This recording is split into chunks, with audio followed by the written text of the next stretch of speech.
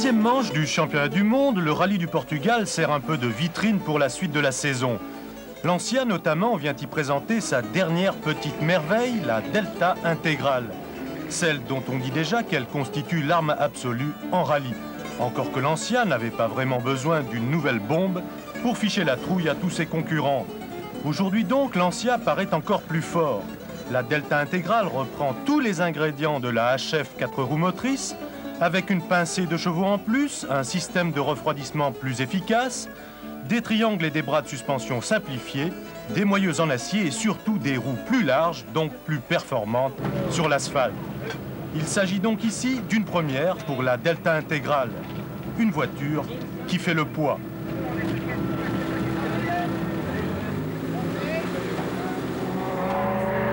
Première aussi pour le Français Didier Auriol, au volant de sa Ford Sierra Cosworth, une 2 roues motrices.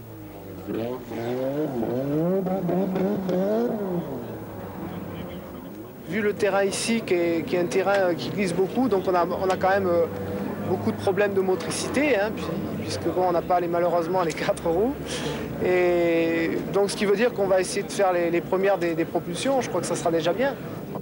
Première encore pour Yves Loubet, qui poursuit son apprentissage au volant d'une Lancia de l'ancienne génération, sous les couleurs du joli club. Yves Loubet, le Portugal, c'est une première pour vous. Alors, qu'est-ce que vous visez ici? Ben, je ne sais pas si on peut viser quelque chose une première fois. J'espère que ça sera une bonne première fois. Mais ce que je vise, non, c'est essayer de bien faire, bien apprendre. Avant tout apprendre, aller le plus loin possible et tout faire pour rentrer la voiture, évidemment, à la meilleure position possible. Pour Allen, en revanche, ce n'est pas une première. Allen est un chevronné.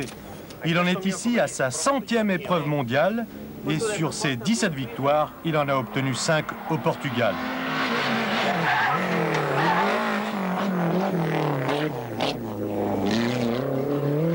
Pourtant, Marco Allen commet ici une erreur de débutant. Complètement embrouillé dans sa sélection de vitesse, il bloque sa boîte et en est réduit au remorquage.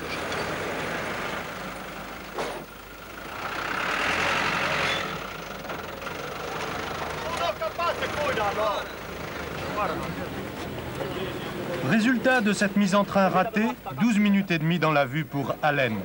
Pour lui, il n'est déjà plus question de victoire. On est obligé de lui changer son différentiel central. Mais c'est le lendemain que les choses sérieuses commencent. Première étape, 700 km, 9 chronos sur goudron et tous à l'attaque. Allen.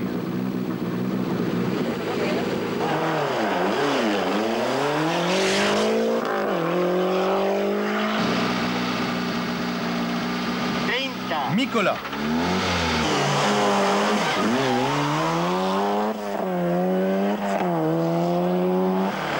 Gazione.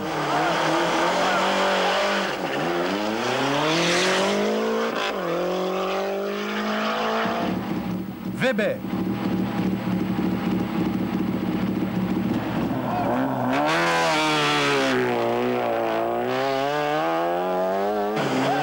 Loubet.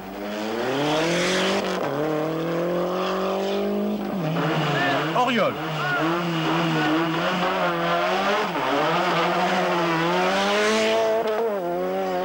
Superbe Didier Auriol qui signe rapidement 2 temps scratch. Sur l'asphalte, c'est sûr, les Ford sont dans le coup.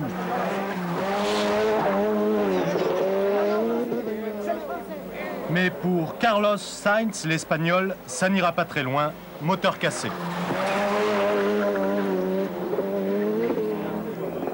Avec Biasion, l'intégrale prouve qu'elle est également souveraine sur le goudron.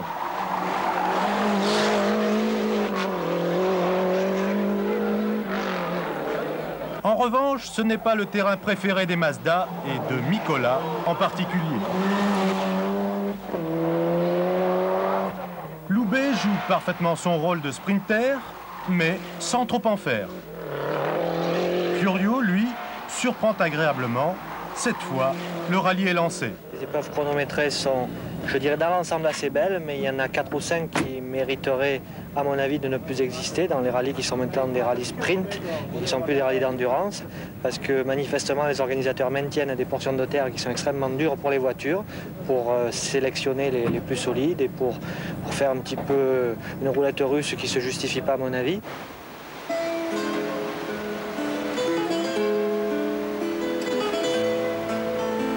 À la fin de la première étape, on peut d'ores et déjà esquisser une physionomie de l'épreuve. La Lancia intégrale est bien l'épouvantail annoncé, Biasion est déjà en tête. Les deux Français font eux la preuve de tout leur talent. Auriol est second, Loubet troisième. Fiorio quatrième étonne, Ericsson, lui, n'est pas dans le ton.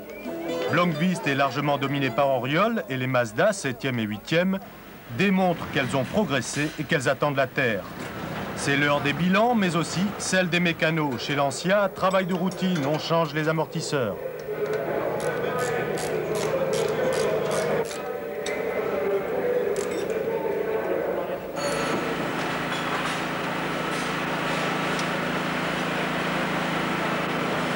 Chez Ford, Didier Auriol ne peut pas être plus satisfait.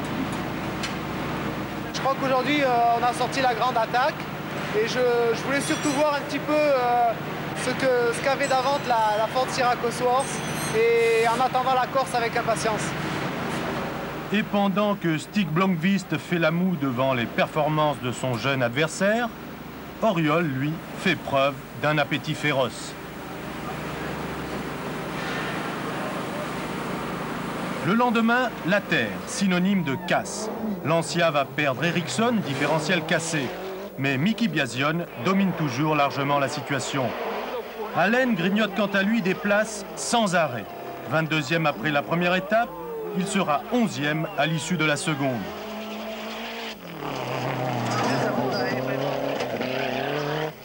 Mikola prouve que Mazda est au niveau de Lancia sur la terre. La terre que le différentiel d'Auriol ne digérera jamais. Abandon de la Ford. Et sortie de route pour les Audi de Llewellyn, Elidom et pour l'AX de Carole Vergniaud.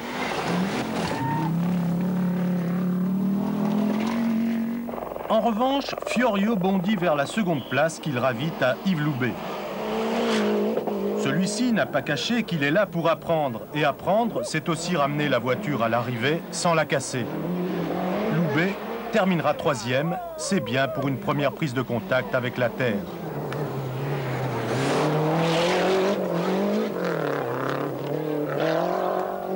Et la victoire reviendra bien sûr à celui auquel elle ne pouvait pas échapper, à Biasion, en tête depuis le départ.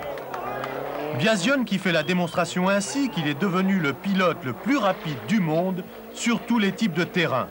La preuve que les Latins peuvent être aussi des grands du rallye. Ce n'est pas le moindre des mérites de Cesare Fiorio, le patron de l'équipe Lancia, qui aura su donner leur chance à des garçons qui ne venaient pas du froid.